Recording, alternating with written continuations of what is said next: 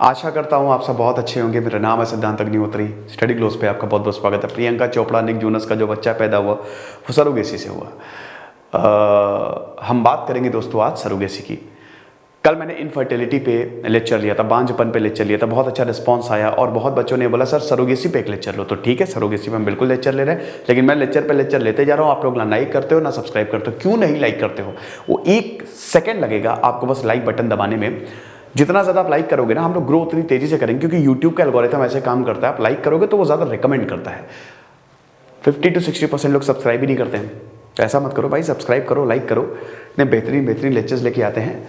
तो सरोगेसी किराए की कोख क्या होती है? चलिए देखिए, इसमें कुछ नहीं है। जैसे मान लीजिए कि अगर आप बच्चा पैदा नहीं कर पा रहे, आप नहीं, कोई और बच्चा पैदा नहीं कर पा रहे, कोई कपल है।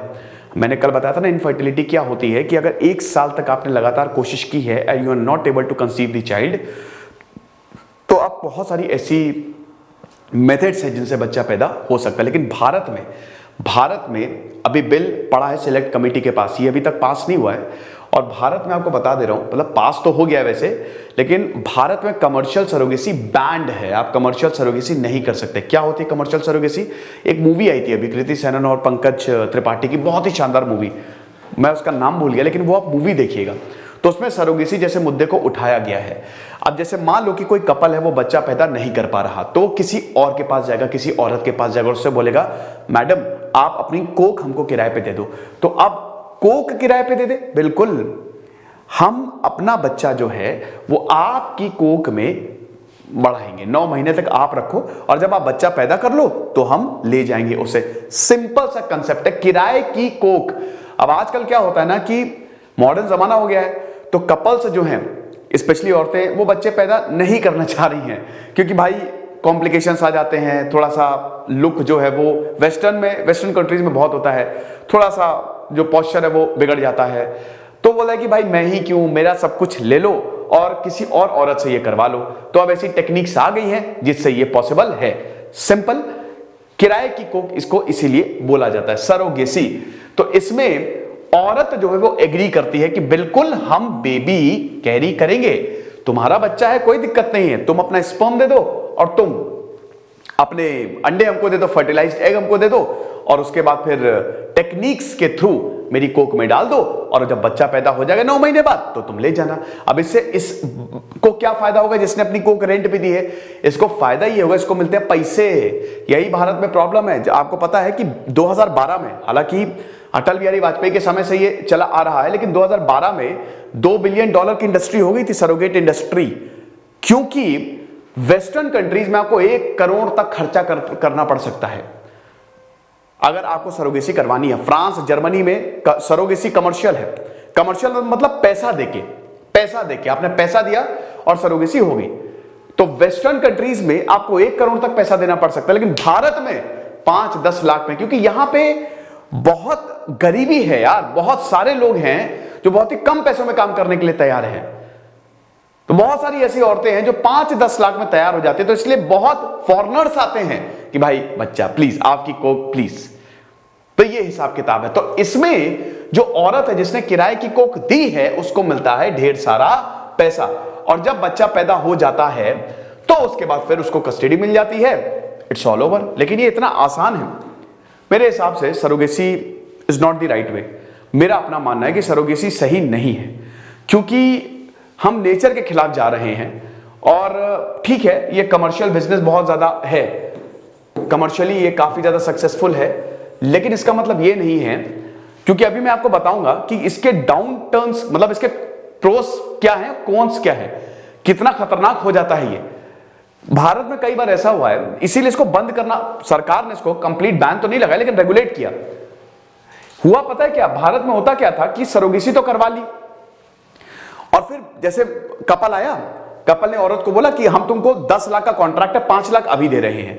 तो उस बेचारी औरत ने 9 महीने तक बच्चा रखा। उसके बाद ये कपल आता ही नहीं था वो बच्चा लेने, समझ रहे हो?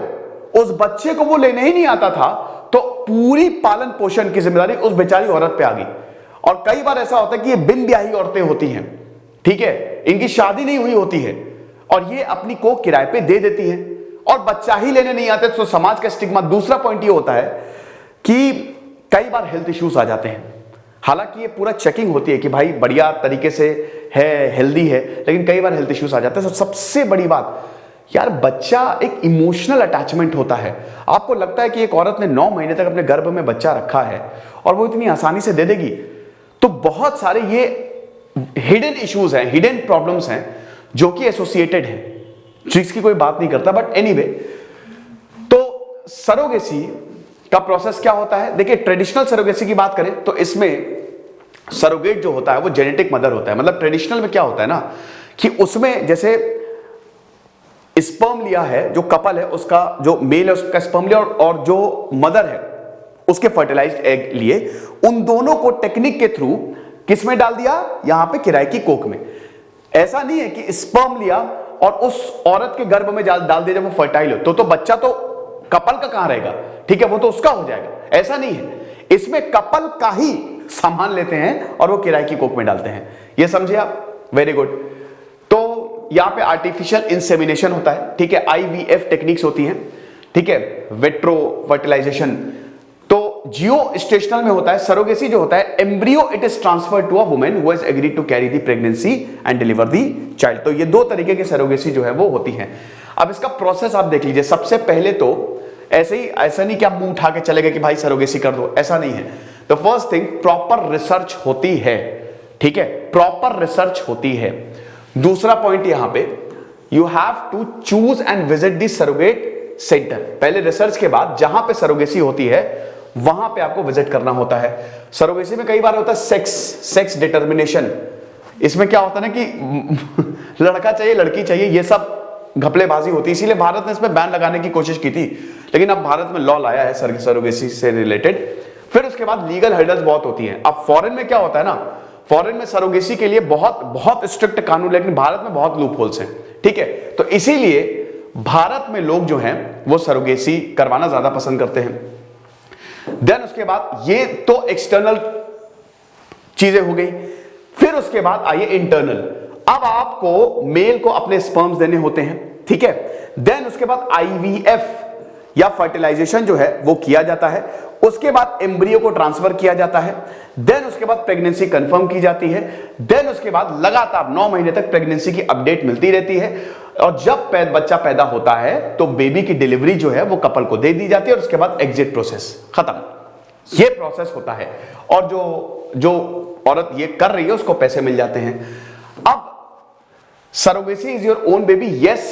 ट्रेडिशनल सरोगेसी जो कि काफी ज्यादा रेयर है, ठीक है, because of the legal and emotional complexities, the answer yes होता है। इसमें क्या होता है ना, it is the biological mother of the baby she carries for the intended parent. ये दिक्कत है।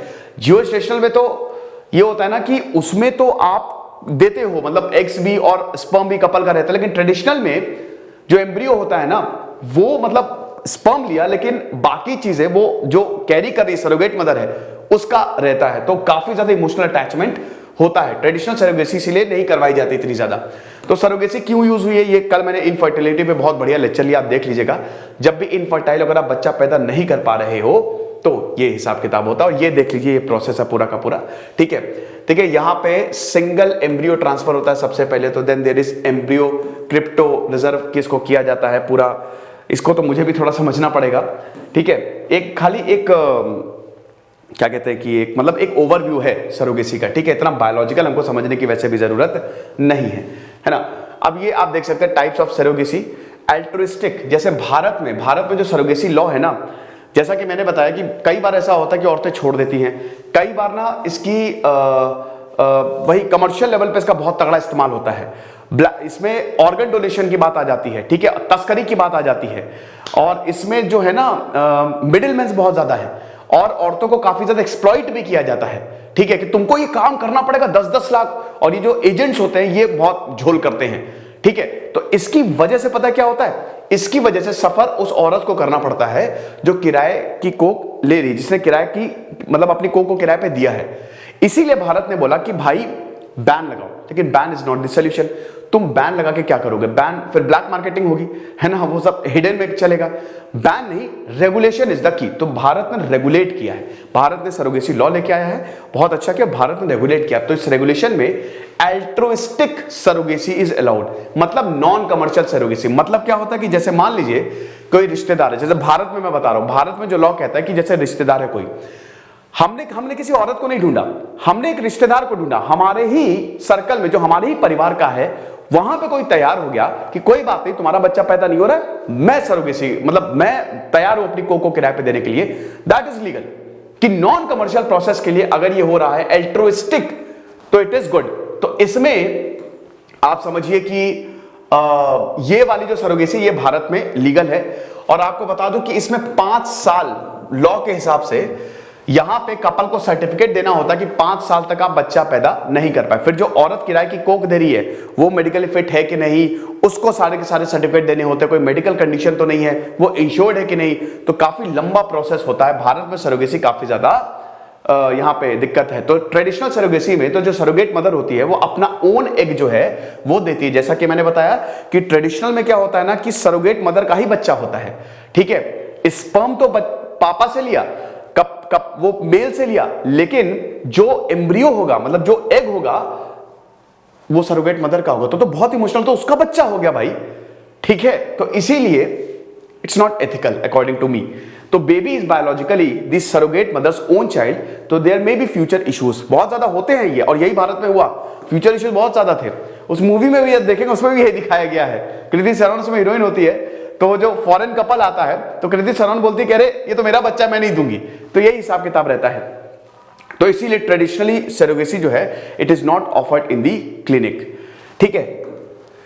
और एलिजिबिलिटी इसमें 25 से 40 साल तक। देखिए फर्टिलिटी वैसे 35 साल के बाद औरतों की घटने लगती है, और 40 से 45 साल के बाद मर्दों की घटने लगती है। तो इसमें बेस्ट यही है कि जब आप 25 से 40 साल तक के हों तभी आप सरोगेट करवा लें, तो ये सही है। लेकिन बहुत ध्यान से सोचिएगा, एक तो बहुत ही महंगा प्रोसेस है, और बहुत ही मतलब इसको ध्यान में रखना पड़ता है कि क्या ये ठीक है कि नहीं। तो सरोगेसीज बेसिकली जो है they are very very successful और दे आर वेरी हेल्दी।